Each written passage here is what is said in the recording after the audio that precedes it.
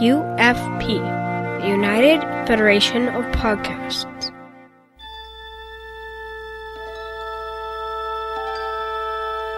Stand by to receive our transmission.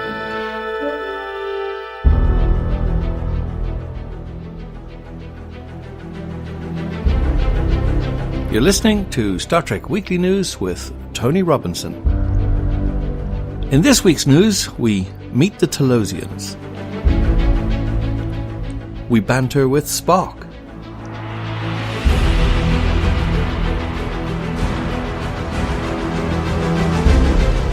And Anson Mount is at Star Trek Las Vegas.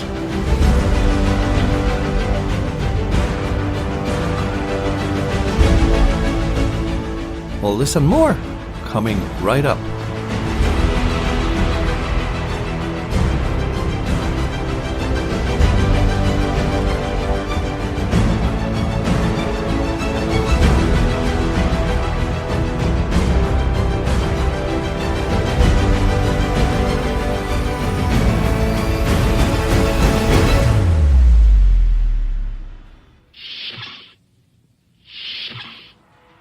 Well, there's no way to avoid it. Star Trek Discovery is dominating the news.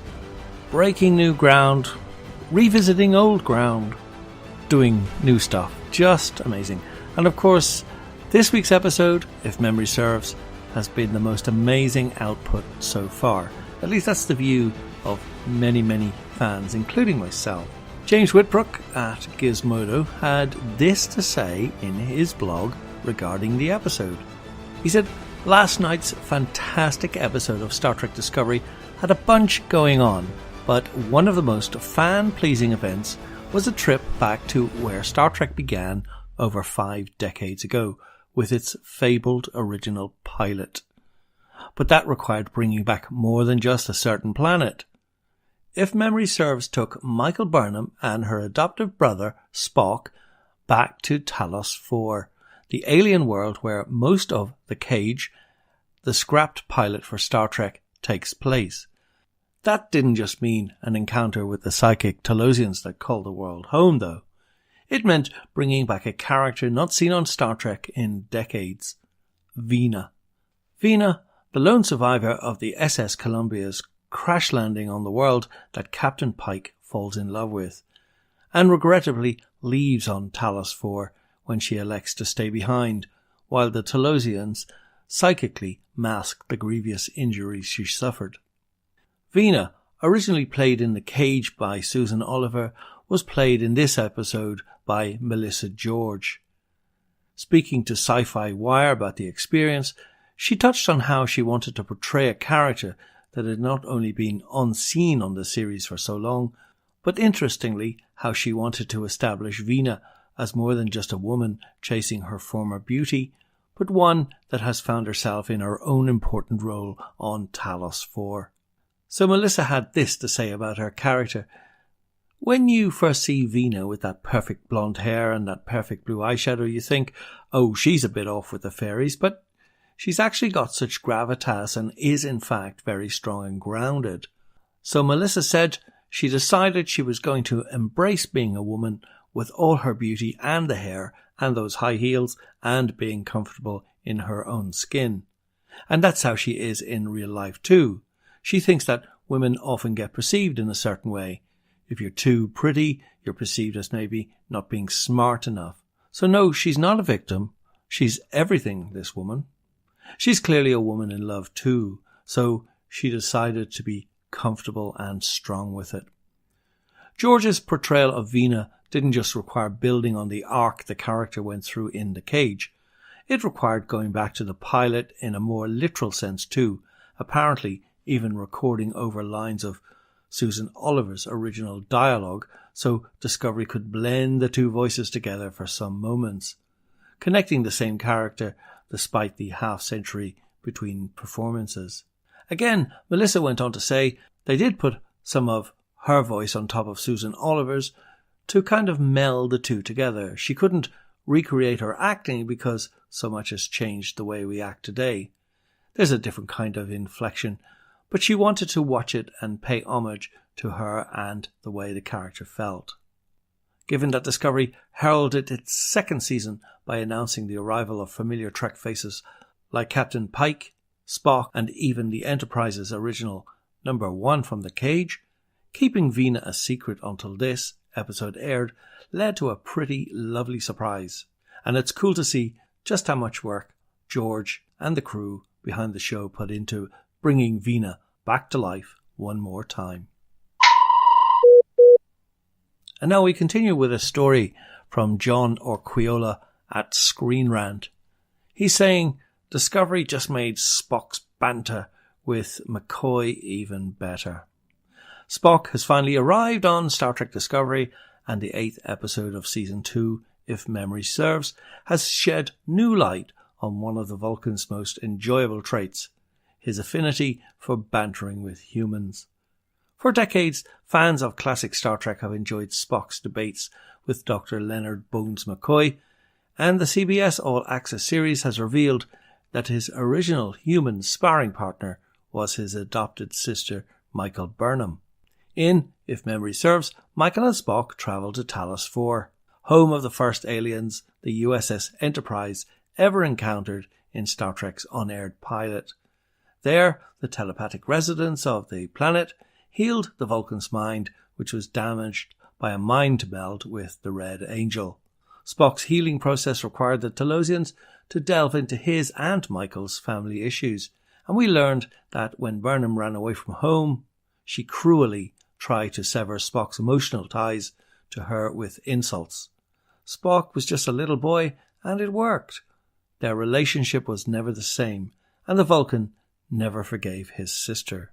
While he may be Star Trek's most famous Vulcan, Spock is also half human, which is one of the reasons why he's such a fascinating character. Spock is perpetually caught between two worlds and two cultures. His outer facade is unflappable Vulcan logic, but as seen on Star Trek Discovery, in his earlier years in Starfleet, Spock was a bit more emotional, and even as he aged, it was his undeniable human side that regularly manifested when he bantered with Dr. McCoy. In Star Trek the original series and in the 6 feature films starring the classic cast, no one enjoyed getting a rise out of Spock more than Bones, his best frenemy. They were oil and water on the bridge of the Starship Enterprise. Spock was proudly logical, while McCoy was the epitome of a flawed emotional human. But the Doctor also revelled in needling the Vulcan and made it a point to irritate him, and he often succeeded. Bones knew there was a human side to Spock, and though the science officer loathed to admit it, Spock enjoyed giving as good as he got, firing back wry but scathing jabs at Bones with an amused but exasperated Captain Kirk, usually caught in the middle of his two best friends bickering. It was relentlessly entertaining to see Spock irritated by Bones' penchant for irrelevant metaphors and mocking his pointy ears and green blood. The classic repartee between Leonard Nimoy and DeForest Kelley was successfully duplicated in J.J. Abrams' movie reboot. Zachary Quinto's Spock and Carl Urban's McCoy also hilariously traded zingers to Chris Pine's Kirk chagrin. Sadly, as Nimoy's Spock aged into the 24th century, his appearances in Star Trek The Next Generation and in the Abrams films were noticeably missing that key element to Spock.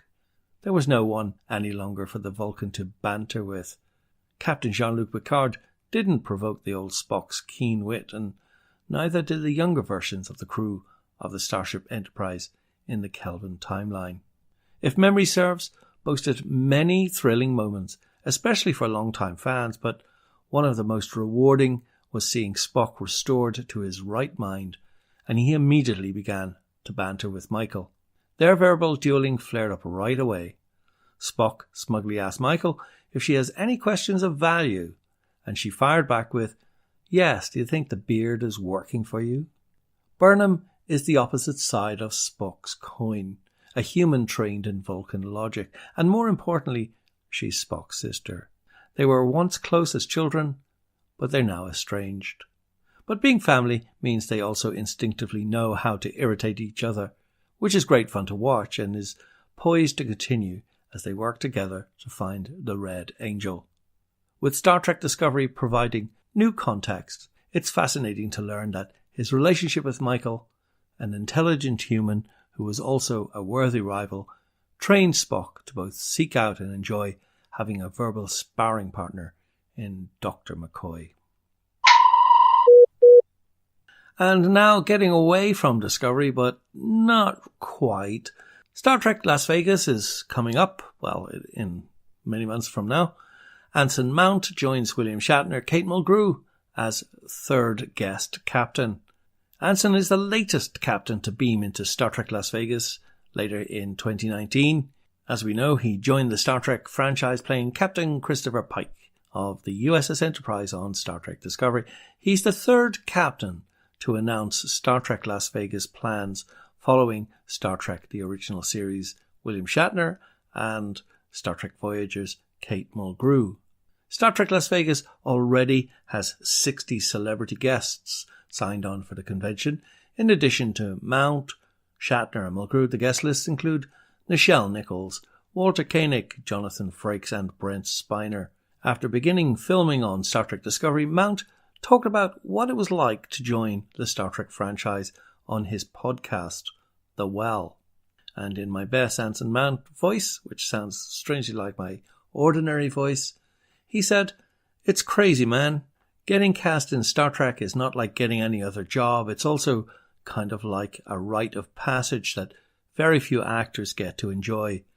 It's nuts because you're not just joining a cast, you're joining a cultural touchstone, a big family."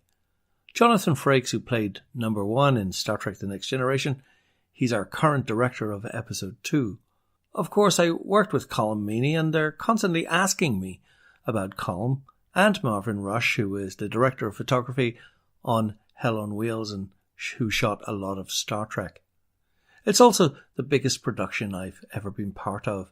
And I don't just mean TV production, I mean anything. There's 6 sound stages that we fill. It's enormous. The sets, the whole machine of it all, sometimes running 2 units at once.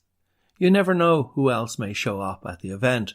In 2018, Patrick Stewart made an unscheduled appearance to announce his return to the Star Trek franchise.